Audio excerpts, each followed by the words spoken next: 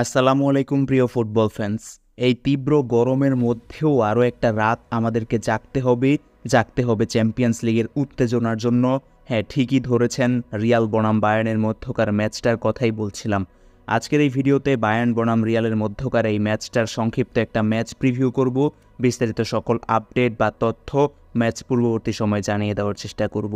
একেবারে শুরুতেই যদি ম্যাচ টাইমিংটা আপনাদের জানিয়ে দিই, বাংলাদেশ সময় অনুযায়ী 1 মে রাত 1টা, অর্থাৎ এই মঙ্গলবার রাত 1টা, যেটা বারের হিসাবে বুধবার হয়ে যাবে।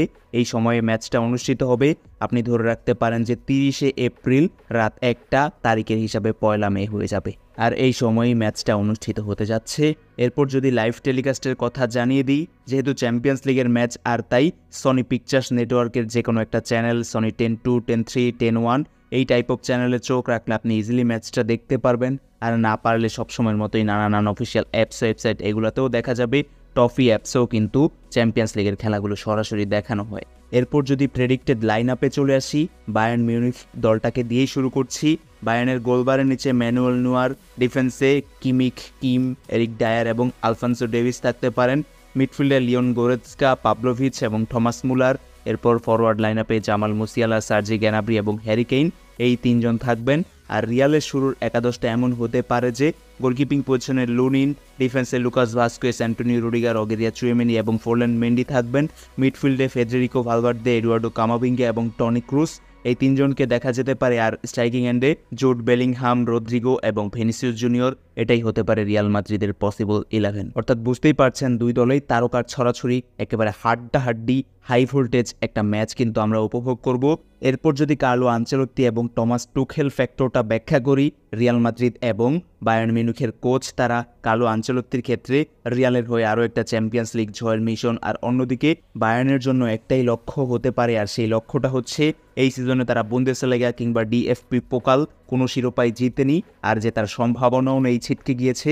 শুধুমাত্র চ্যাম্পিয়ন্স লিগটাই তাদের সামনে রয়েছে। আর থমাস টুখেলের এটাই বায়ার্নের শুরুর বা শেষ সিজনও বলতে পারেন। এই সিজন পর তিনি আর বায়ার্নে থাকছেন না। সেক্ষেত্রে 11 বছর পর জার্মান বুন্দেসলিগা হারানো এই দলটার সামনে চ্যাম্পিয়ন্স লিগটাই একমাত্র মিশন বা লক্ষ্য, আর তাই রিয়ালের জন্য কোনোভাবেই সহজ ম্যাচ হবে না। গত দশকে আমরা রিয়াল বায়ার্ন ম্যাচের উত্তেজনা সবচেয়ে ভালো মতো উপভোগ করেছি, আর আরও একটা রিয়াল বায়ার্ন ম্যাচের উত্তাপ কিন্তু চলেই এসেছে বলতে পারেন। আর শুরুর ম্যাচটা যেহেতু বায়ার্ন মিউনিখের মাঠ অ্যালিয়েন্জ অ্যারেনায় অনুষ্ঠিত হতে যাচ্ছে, সেক্ষেত্রে বায়ার্নের জন্য সোজাসাপটা এক বা একাধিক গোলে জয় পেলেই পরবর্তীতে ফাইনালের পথটা একটু সহজ হতে পারে।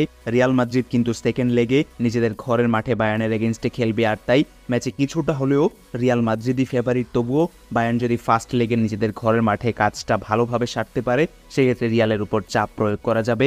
অন্যদিকে রিয়াল মাদ্রিদ এই ম্যাচ থেকে একটা ড্র নিয়ে যেতে পারলেই সান্তিয়াগো বার্নাব্যুতে বায়ার্নের উপর এতটা প্রেশার ক্রিয়েট করবে, সেক্ষেত্রে বায়ার্নের সেই চাপ সামলানো খুবই কঠিন হবে।